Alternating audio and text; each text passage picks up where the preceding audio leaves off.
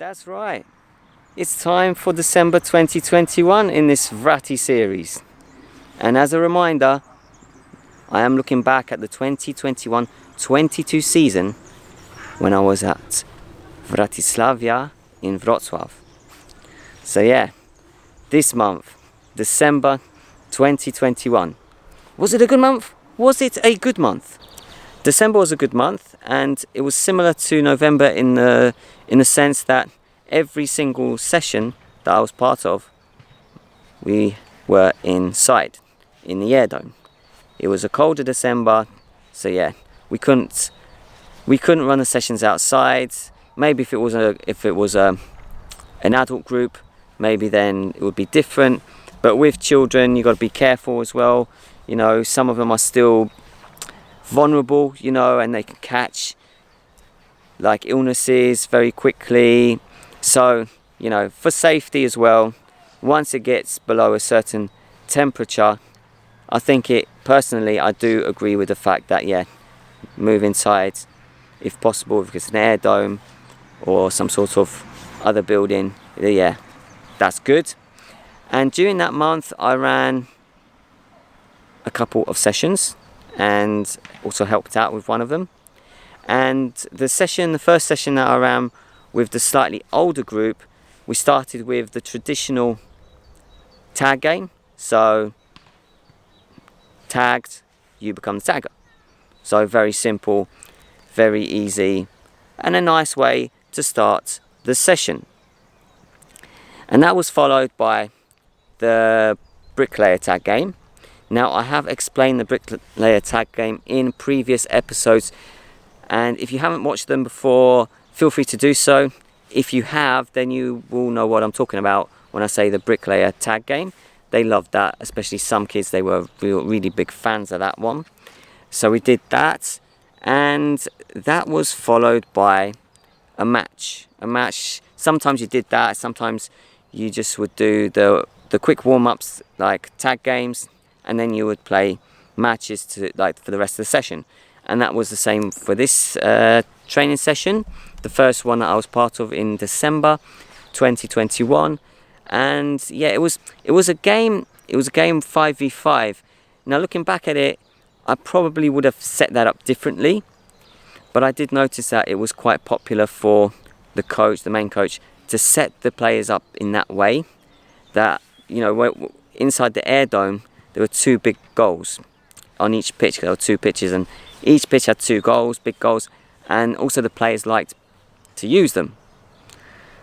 Well, player development wise, that's okay, but in my opinion, from time to time, if you can break that down, so there were like 10 players, because we played 5v5, so now I probably would have set them up differently, like 2 games, 2 matches, like I would have had maybe 3v3 and then 2v2.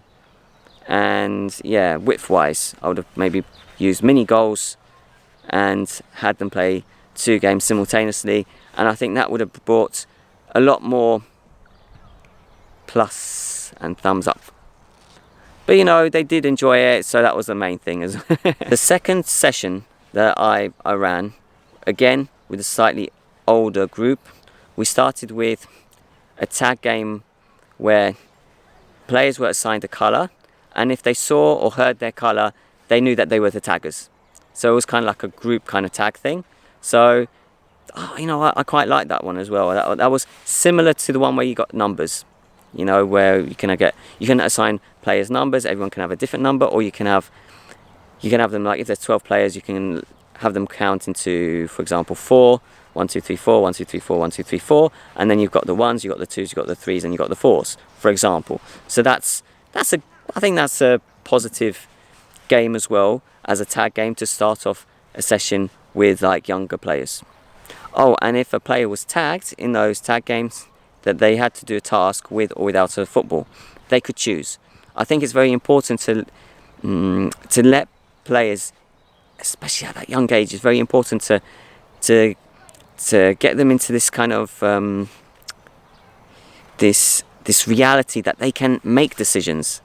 So give them some room to make a decision for themselves. I'm not a fan of telling them always what to do, You know, I don't think that's a good way. Sometimes it's good, sometimes it's not. You know, it depends on the moment of a training session, of training sessions. Maybe it's a tournament. Sometimes some children need to be told that maybe it feels good actually for them to, okay, I'll follow this. But some kids might want to have their own say and make their own decisions, and that is why it's a nice balance. You know, let them decide as well. So that's why this game, if you're caught, you make a decision what you have to do to return to the game. A task with or without the football. Task without the football might be like jumping jacks, for example, 10 jumping jacks. With a football might be 10 or 15 toe taps. Something like that. Something like that. And another moment in the training session where the players could express themselves. Dribbling the ball. Dribble the ball in various ways, the way you like to dribble the ball. Not necessarily telling them, okay, now we're dribbling the ball with the sole of our foot. Now we're dribbling it with the right, now with the left. Sometimes it's good to let them say, you know, okay, now we're going to dribble the ball. And when I say we, I mean you. Feel free to dribble the ball the way you like it. You know, show your peers, your other teammates, you know, your friends. How can you dribble the ball? How can you dribble the ball? How do you like to dribble the ball? Again, decision making, expressing themselves, getting to play the way they see the game rather than the coach. The coach can have lots of good ideas, but you know what? The children, they've got plenty of great ideas themselves, and probably even better than the coaches. So yeah, dribble the ball. Ronaldinho? Anyone's like Ronaldinho? Probably, yeah. And once that was over, we moved on to the main part. And this time, a difference. Instead of one big match with like 5v5 or 6v6, you name it, 2 simultaneous matches. One was a 3v3 and one was a 3v2 with actually 6 goals. It was 6 mini goals, 2 wide goals and 2 central goals for each pitch.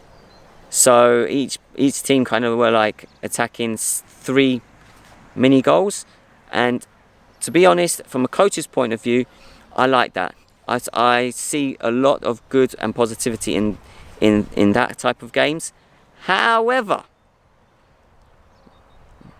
I recall some of those players, some of those children not being too happy. So you do have to be careful with, even though you might know that this is good in the long run, in development terms, sometimes some players, some children might not like it. And I remember that some of them did not like it. Some of them said, this is silly, this isn't good. They wanted to play, they wanted to take advantage of the bigger goals. Sometimes, yes, sometimes you can let them use those bigger goals because it's important so that they're happy. However, sometimes it's important as well to kind of try and encourage them to see the good in other types of games. Now, I wouldn't force them to play that, but I just wanted them to try. And eventually I saw some of them, maybe not all of them, but some of them, they were growing into it and they were enjoying it. It gives more players, the opportunity to have the football, playing 3v3 or 3v2. So there was a match with an overload, which was also good, which was also positive. I was very happy with the way that went, and I was also happy, as I said, with the honesty. That's okay. If the children say that they don't like something, that's not necessarily a bad thing. It's information that we as coaches can use. And as I said, I used that, I took that on board. And yeah, I took that on board because I noticed it. The third session I was part of, and this was actually my final session at Wratislavia in 2021. It was a bit of running the session and a bit like assisting as well. We started with the tag game that they like. The taggers are. So just as a quick reminder, you are a tagger if you've got like a yellow t-shirt, and quite a lot have had them, the club colours, some of them had the yellow club t-shirts on, so they knew, okay, now we're the taggers. Okay, now you're a tagger if you like pizza. You are a tagger if you like going to aquapark. If you like Lego. Everyone who's got a hamster at home. A dog. So different things. And of course, as I mentioned in the November, for example, the November 2021 episode, some of them would come up and say, can I be the tagger because I like cabbage, for example, which, okay, that didn't happen ever, but that's just like an example, you know. They'd come up, okay, I like lasagna, for example. That's more realistic, right? So they think up these reasons why they would actually like to be a tagger. And that's another thing that I noticed. Most tag games, you probably don't want to be the tagger. You want to get away from the tagger. But this one, I noticed that quite a lot of children, they wanted to be the tagger. They wanted to think up things that they liked, that they were, enthusiastic about. You know, in Wrocław, there's this place called Hydropolis, about this place about water. So, have you been to Hydropolis? If you have, you're a tagger. And fantastic. And maybe it's okay to also ask them.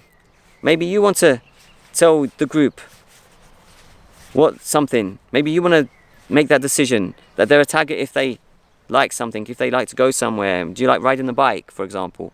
So that's, again, you can give them that freedom to actually have a say in what's happening. Not just the coach.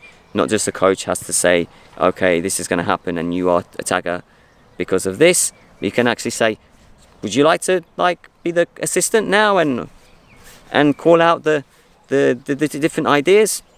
Okay, why not? It's a very positive, that one. I know, as I said in the November video, I really liked it because the children loved it. You could tell those games where the children are enthusiastic, those are great. And that third session ended with a match, a small-sided game, a match, and it was a fantastic way to end December 2021 for me. For my participation in the sessions, it was fantastic, and I just could not wait for the new year, for 2022, because I'd really enjoyed myself in 2021. I felt like I learnt a lot and I was ready to learn more and grow as a coach in 2022. Thank you for this episode.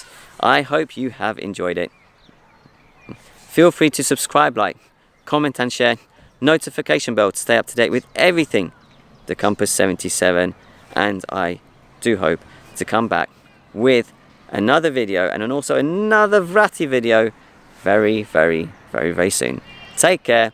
All the very best. Bye bye.